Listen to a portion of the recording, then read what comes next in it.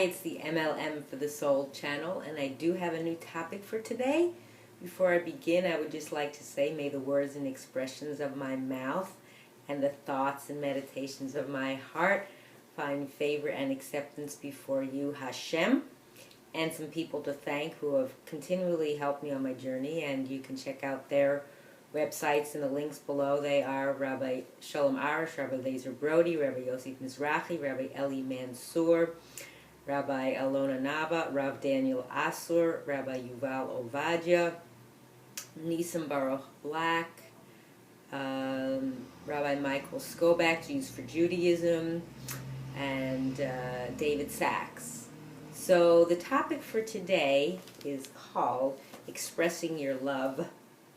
And it's based on the Parasha that we just read, Parashat Vayigash, and I'm taking this also from this wonderful Sefer that I refer to every Shabbat. I read from it, called Lilmod, וללמד, from the teaching of our sages.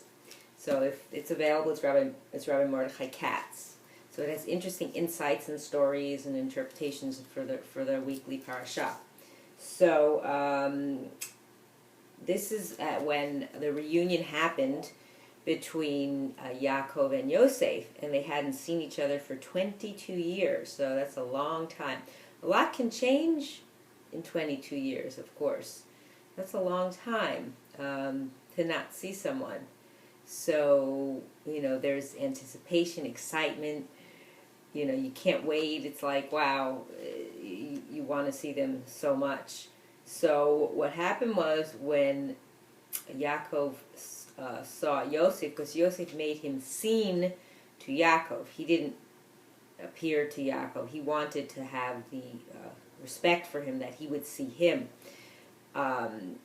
Yosef fell on Yaakov's neck and cried, but Yaakov didn't do that. Yaakov started saying Kriya Shema. Shema Yisrael Hashem Elokeinu Hashem Echad.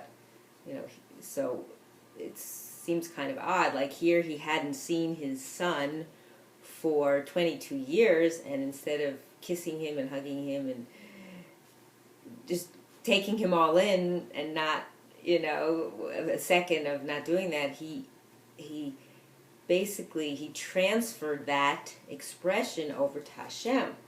So, because he says he was on such a high spiritual level, and he felt that he couldn't forget the Almighty. He couldn't forget Hashem at that moment. So he was expressing his love for Hashem by reciting the Shema. So he included Hashem in this great moment of his life. And we have to remember that. Think of the greatest love that you could possibly think of, that you've experienced, or something that just was so intensely joyful to you, more than anything in your entire life. So if you should come upon this instance, or even if not, just even if you haven't seen your child or somebody in your life for a week, a few weeks, think about when you do see them, that there's this expression of love, that you can include Hashem in the picture, basically, because it all comes from him anyway. We need to include him in that because he is part of it. He's not a part from, he's a part of. So what it is if you think about the greatest love or joy you've had, and then, because it's like, how do you express love to Hashem? He's not human. He doesn't have an image, a form, a shape, a color, a size, anything. He's endless, infinite, limitless, timeless, boundless. So you have to figure out something that you could make some kind of not a picture of Hashem, but just an idea for yourself, something that you've experienced, that you could use that as a means to also express your love for Hashem. So then it kind of gives you that idea of, okay, wow, this is how I feel, and I want to include Hashem in this, and that's a way for you to understand it, because we can't understand how to really express love for him. But if we have an instance in our life where we did feel that way, then that could be a means to, use that in expressing our love to him. So Yaakov was so overcome that he wanted to make sure that he was not taking it all and giving it all in the physical form, to a physical being, but he also gave that to Hashem. Because that's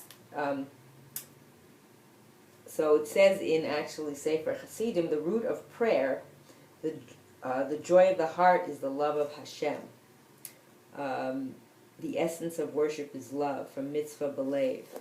So here he felt like he had to give the thanks and the gratitude to Hashem, because he was on such a holy, high spiritual level. Maybe we don't always think about that when we're seeing a long-lost friend or something that say Shema Yisrael, say, wow, thank you, Hashem, you're one, you're the only one, everything comes from you, there's nothing else without you, there's nothing else but you.